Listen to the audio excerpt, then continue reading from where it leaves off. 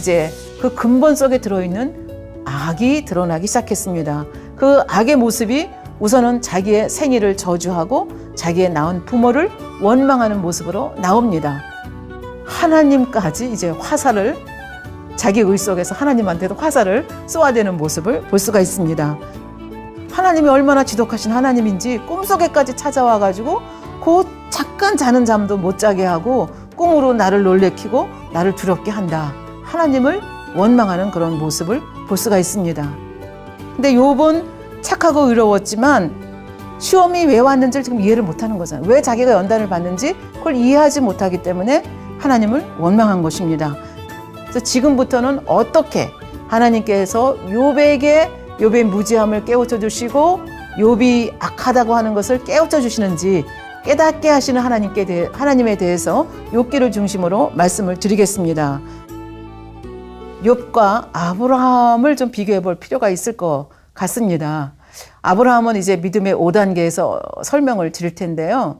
여기에서 이 믿음의 3단계 말에 있는 사람하고 믿음의 5단계하고가 얼마나 현격한 차이가 나는지. 근데 하나님께서 원하시는 것은 우리가 이런 단계를 다 거쳐서 영의 사람이 되고 나중엔 하나님의 마음까지라도 헤아려서 기쁨으로 순종해 드릴 수 있는, 그래서 하나님을 기쁘시게 하는 아브라함과 같은 그런 사람이 되기를 바라시거든요. 그래서 욥을 지금 그런 사람으로 만들어 가시는 과정 중에 있습니다. 그래서 그것을 지금 깨우쳐 주는 과정 속에 있는 거죠. 그러면서 욥기 40장 10절에 보면 너는 위엄과 존귀로 스스로 꾸미며 영광과 화미를 스스로 입을지니라. 어떻게 보면 굉장히 어려운 말씀인데요. 이 말씀은 무슨 말씀인가 하면 욥은 지금까지 많이 배우고 알고 있었기 때문에 굉장히 위엄이 있는 사람이었습니다. 그리고 욥은 그의 고백을 통해서 변론을 통해서 우리가 알 수 있는 바와 같이 고아와 과부와 가난한 자를 구제했습니다. 그리고 선한 일을 많이 했기 때문에 많은 사람들에게 존귀한 자라고 하는 일컬음을 받는 그런 찬사를 받는 그런 사람이었습니다. 그런가 하면 이 욥이 너무나 부자고 거기다가 존귀하고 이렇게 위엄이 있는 사람이었기 때문에 욥을 한번 만나서 대화하는 것만으로도 영광으로 생각을 했습니다. 그러니까 지금 위엄과 존귀와 스스로 꾸미며 영광, 이게 다 있었던 사람입니다. 그런데 화미라고 하는 것은 자기의 교양으로 자기가 원하는 자태를 만드는 거. 근데 그 화미를 스스로 입을지어다 이렇게 했는데 결국은 욥이 소유물을 다 뺏기고 자녀를 잃었을 때에는 하나님을 원망하지 않았죠. 주시는 자도 여호와시요 취하시는 자도 여호와시니 여호와 이름이 찬송을 받을지어다. 이렇게 하면서 하나님 경외를 했습니다. 만약에 욥이 악창을 받고도 이런 경외하는 마음을 유지했더라면 화미로 스스로 옷을 입는 자가 되었을 것입니다. 그런데 욥은 그러지를 못했습니다. 그리고 악창이 들었다고 하는 것은 결국은 악이 있기 때문에 계속 설명을 드렸지만 결국은 비진리가 있기 때문에 송사가 성립이 되었기 때문에 악창으로 고생할 수밖에 없었다는 얘기가 되겠습니다. 그러니까 이게 엉망진창의 이런 상태에서는 욥이 아무리 위엄이 있고 존귀가 과거에 위엄이 있고 존귀가 있고 영광이 있었다 할지라도 그 영광을 지금 다 잊어버린 거잖아요. 잃어버린 상태 속에서 어떻게 했어야 되느냐. 끝까지 믿음을 버리지 않았어야 되는데 지금 끝까지 믿음을 지키지 못했습니다. 하나님을 원망하고 불평하고 하나님을 오해하는 말을 속사포처럼 쏟아낸 이 욥의 모습을 볼 수가 있습니다. 그러니까 하나님이 이 말을 들었을 때 욥은 얼마나 부끄러웠겠는가 하는 얘기입니다. 이걸 조금 더 여러분들이 이해하기 쉽게 말씀을 드린다고 하면 이제 비유를 말씀드리면 이런 것입니다. 여기 아주 명판사가 있습니다.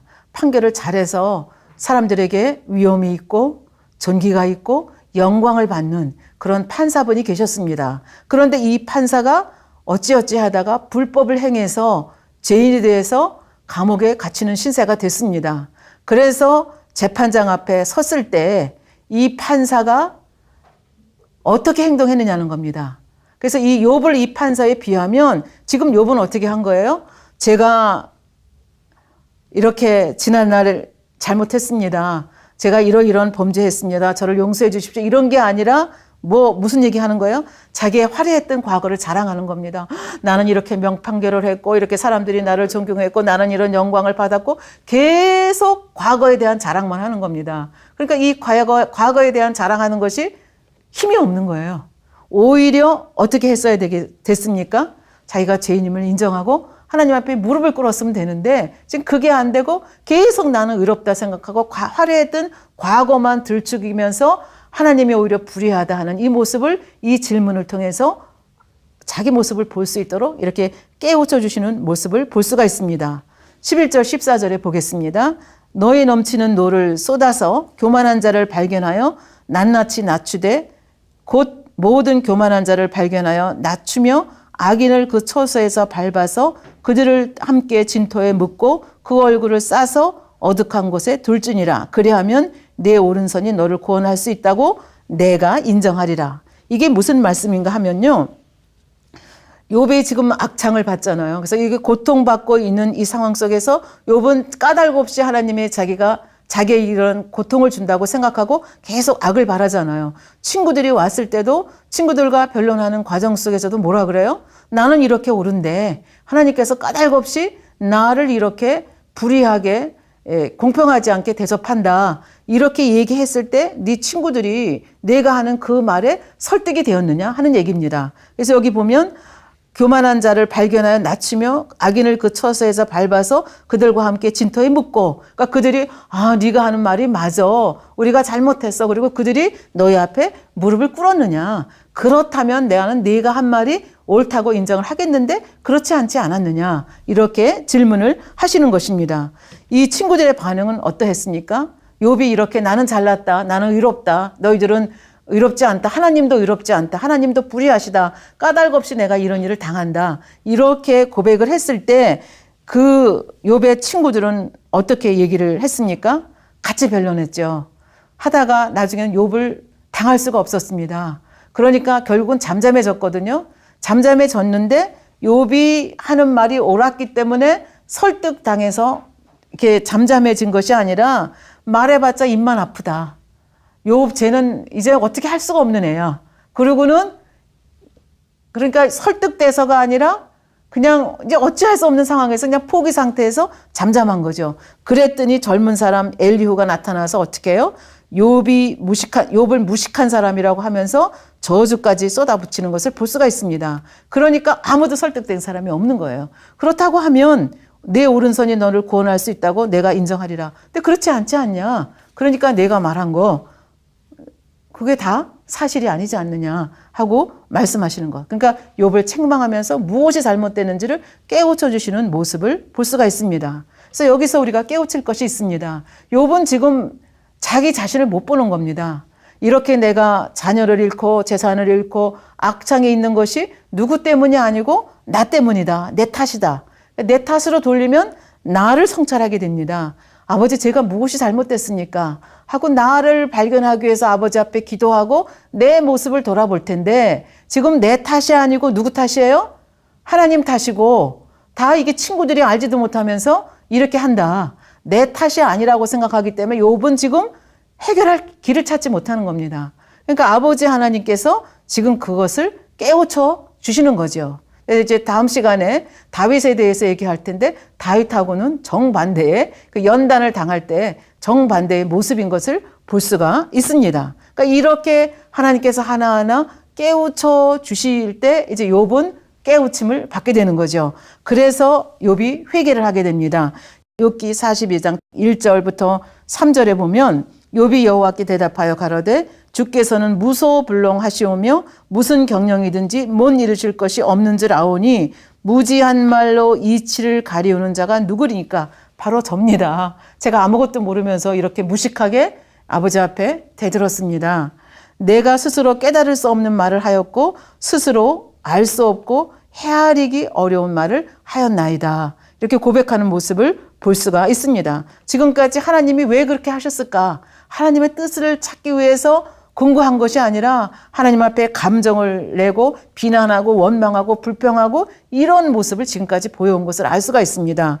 자기의 허물과 제약된 모습을, 그러나 하나님은 이런 실컷 변론을 하기 위해서 악이 다 드러나게 한 다음에 땅과 하늘의 신비와 동물들의 그 세계를 통해서 질문을 하시고 또 여러 질문을 통해서 지금까지 말씀드린 바와 같이 무엇이 잘못됐는지를 욥이 하나하나 깨달아 갈 수 있도록 하시는 모습을 볼 수가 있습니다. 그리고 하나님의 권능과 하나님의 사랑에 대해서도 깨닫게 됐고 자신을 향하신 하나님의 마음, 자신을 향하신 하나님의 뜻까지도 깨우쳐 갈 수 있는 그런 욥이 되게 하셨습니다. 그러니까 이제 알았기 때문에 욥은 지금까지 몰랐기 때문에 하나님 앞에 통해 자복을 못해서 이렇게 어려운 시간을 겪었는데 지금 이제 알지 않습니까? 그러니까 이제 통해 자복이 나오는 거죠. 그래서 4절부터 6절에 보면 내가 말하겠사오니 주여 들으시고 내가 주께 묻겠사오니 주여 내게 알게 하옵소서. 그때까지는 뭐라 그랬어요? 질문도 못하게 하시고 질문해도 답도 안 하시는 분이다 하더니 이제는 완전히 낮아졌습니다. 그리고 질문하겠으니 대답하시옵소서 하고 겸손하게 낮아진 모습을 볼 수가 있습니다. 내가 주께 대하여 귀로 듣기만 하였사옵더니 이제는 눈으로 주를 배움나이다. 그러므로 내가 스스로 한하고 티끌과 죄 가운데서 회개하나이다. 그래서 회개하는 모습을 볼 수가 있습니다. 근데 여기서 또 숙제가 하나 남아있지 않습니까? 욥의 세 친구들입니다. 그럼 욥의 세 친구들이 그렇게 욥보다 더 훌륭하고 옳았느냐 하는 것이 문제입니다. 그렇지 않다는 것을 하나님께서 욥의 세 친구도 사랑하시기 때문에 그들도 깨우쳐 주셔야 되기 때문에 7절에 보면 이렇게 말씀하십니다. 욥기 42장 7절 여호와께서 욥에게 이 말씀하신 후에 대만 사람 엘리바스에게 이르시되 내가 너와 내 두 친구 그러니까 세 친구가 왔었죠. 내 두 친구에게 노하노니 하나님이 분노하신다는 거예요. 왜 그런가 하면 이는 너희가 나를 가리켜 말한 것이 내 종 욥의 말같이 정당하지 못함이라. 너희가 알지도 못하면서 무식한 말을 너희도 내뱉었다 하는 것을 말씀하시는 겁니다. 그래서 무슨 무식한 말을 했느냐. 굉장히 많은 말을 했지만 이 세 사람이 가지고 있는 그 문제점이 뭔가를 지금부터 간단하게 짚어드리도록 하겠습니다. 엘리바스는 자기 생각 속에 욥이 악을 행하였기 때문에 하나님께 저주를 받고 있다. 그러니까 심은 대로 거두는 거 아니냐. 네가 악이 많으니까 하나님이 이렇게 저주하는 것이 아니냐. 이렇게 정죄하는 겁니다. 스스로 재판관이 되어 욥을 무시하고 경고하고 질타하는 모습을 볼 수가 있습니다. 그런데 하나님은 뭐라고 말씀하셨습니까? 함부로 판단하지 말라고 했습니다. 판단하실 리는 하나님밖에 없다고 말씀하셨는데 엘리바스는 스스로 판단자가 돼서 상대를 사랑하는 마음으로 깨우쳐 주는 것이 아니라 판단하고 정죄하는 모습을 볼 수가 있습니다. 그래서 하나님께서 보시기에 엘리바스는 어떤 모습인가 하면 자기 자신도 엄청나게 많은 악을 갖고 있는데 그 악은 깨우치지도 못하고 내 속에 들보가 있는데 내 눈에 들보는 빼내지 않고 지금 욥 속에 들어있는 티끌을 가지고 그거를 지적하면서 그냥 일반적인 악의 보응을 받는 것이 아니냐 이렇게 잘못하고 있다는 것을 깨우쳐 주시는 것입니다. 그 다음에 빌닷은 엘리바스가 아무리 얘기해도 욥이 설득을 당하지 않습니까? 그러니까 감정만 막 상해가는 것을 보고 이제 빌닷이 아주 나름대로 지혜의 지혜를 동원해서 깨우쳐 줍니다. 그 빌닷이 말하는 것의 포인트는 이것입니다. 청컨대 너는 옛 시대 사람에게 물으며 열저의 터득한 일을 배울지어다. 욥기 8장 8절 말씀입니다. 무슨 말인가 하면 너만 옳다고 여기지 말고 우리의 그 선조들이 많지 않냐. 조상들 또 이렇게 훌륭한 분들 많지 않느냐. 그분들의 좋은 점을 배워서 새로운 인물이 되라. 이렇게 깨우쳐줬다는 얘기입니다. 언뜻 보면 굉장히 일리가 있고 맞는 말 같습니다. 그러나 인간은 표준이 될 수가 없습니다. 우리에게 절대적인 진리의 기준이 되는 것이 있으니 그것은 성경입니다. 그래서 성경 말씀을 통해서 분별하고 성경에 있는 우리 믿음의 조상들을 통해서 분별해야 되는데 지금 이 빌닷이라고 하는 사람들은 선진들 또 인간이 훌륭하다고 하는 그 인간들을 대상으로 지금 깨우치고 깨달으라고 얘기를 하고 있기 때문에 이것도 하나님 보시기에 타당하지 않다. 이렇게 말씀을 하고 있습니다. 그러면 소발이라고 하는 세 번째 친구의 문제점은 무엇입니까? 친구들을 굉장히 비웃고 조롱하는 또 경우에 따라 저주하고 있는 이 욥의 모습을 보고 이 소발이 똑같은 모습으로 대받아치는 것을 볼 수가 있습니다. 상대방이 말이 많고 자랑하며 책망한다고 해서 나도 똑같이 말 많이 하고 자랑하고 책망하는 모습이 누구의 모습인가 하면 소발의 모습입니다. 그래서 소발은 욥이 악인이고 사곡한 자고 사곡한 자라고 이렇게 아주 무자비하게 몰아치는 이 모습을 볼 수가 있습니다. 그래서 하나님께서 보시기에 이 친구들의 권면도 절대로 옳지가 않다고 하는 거고, 이 친구들이 욥을 위로하러 왔다고 하면서 욥에게 얼마나 많은 화살을 쏘아댔는지, 얼마나 많은 상처를 주었는지를 깨달을 수 있도록 그렇게 하고 있습니다. 그러나 이 세 친구는 왜 욥이 이런 연단을 당하고 있는지 이 연계의 법칙을 모르기 때문에 이렇게 얕은 지식을 가지고 자기들의 상식선에서 이렇게 그 욥을 판단하고 비판하고 질책하고 하는 모습을 볼 수가 있습니다. 이미 여러 번 말씀드린 대로 욥은 그 근본 속에 자기가 알지 못하는 악이 있는데 그것만 알아서 빼버리면 영으로 들어가고 온영으로 들어가고 새 예루살렘에서 얼마든지 하나님의 참자녀가 돼서 이 땅의 축복과 천상의 축복을 누릴 수 있는 너무나 귀한 분임을, 귀한 사람을 아셨기 때문에 이 연단을 허락해서라도, 왜냐하면 이 연단을 통해서만 악을 발견할 수 있기 때문에 그래서 이 연단을 허락하신 것입니다. 그러나 이 친구들은 이러한 것들을 알지 못했기 때문에 이렇게 또 욥에게 상처를 준 것을 볼 수가 있습니다. 그래서 이 욥의 세 친구도 회개해야 되지 않습니까? 하나님께서 이 친구들도 축복해 주셔야 되지 않겠습니까? 그래서 사랑의 하나님, 좋으신 하나님께서는 욥의 세 친구들에게 어떻게 회개를 해야 되는지 그 방법까지 알려주시는 친절하신 하나님이신 것을 알 수가 있습니다. 욥기 42장 8절에 보면 그런즉 너희는, 이 세 친구에게 얘기하는 겁니다. 너희는 숫송아지 7과 수양 7을 취하여, 7이라는 숫자는 완전수죠. 그러니까 온전한 마음으로 마음과 정성을 다하여 회개하라는 얘기죠. 숫송아지 7과 수양 7을 취하여 내 종 욥에게 가서, 누구한테 가라고요? 하나님께 가는 게 아니라 욥에게 가라는 거예요. 욥에게 가서 너희를 위하여 번제를 드리라. 욥에게 가라는 거예요. 왜? 욥하고 먼저 화해가 돼야 됩니다. 욥에게 너무 상처를 주는 말을 했기 때문에 욥의 마음이 풀려야 됩니다. 그리고 하나님께서는 이 욥은 이미 회개하잖아요. 회개하고 버릴 수 있는 이 중심을 아셨기 때문에 이 영으로 들어간 성결된 욥의 번제를 받기를 원하셨거든요. 그래서 욥에게 가서 욥의 마음을 먼저 풀어주라고.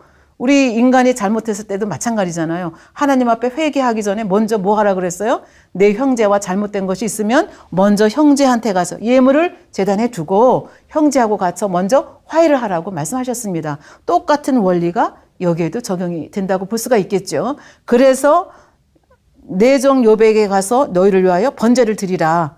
내 종 욥이 너희를 위하여 기도할 것인즉, 그러면 욥이 마음이 풀리고 푸근해져서, 욥은 이미 믿음의 3단계 거의 말렵이라 그랬잖아요. 그리고 근본의 악까지 발견해서 지금 다 버린 상태잖아요. 그러니까 친구들이 과거에 자기에게 대해서 이렇게 무지막지하게 말했다고 해서 꽁하고 원수 갚아야지 이런 사람이 아니잖아요. 그러니까 이렇게 친구들이 와서 이렇게 자기의 잘못을 토로하고 제사를 지낼 때 욥이 뭐라 그랬겠어요? 다 용서하는 거죠.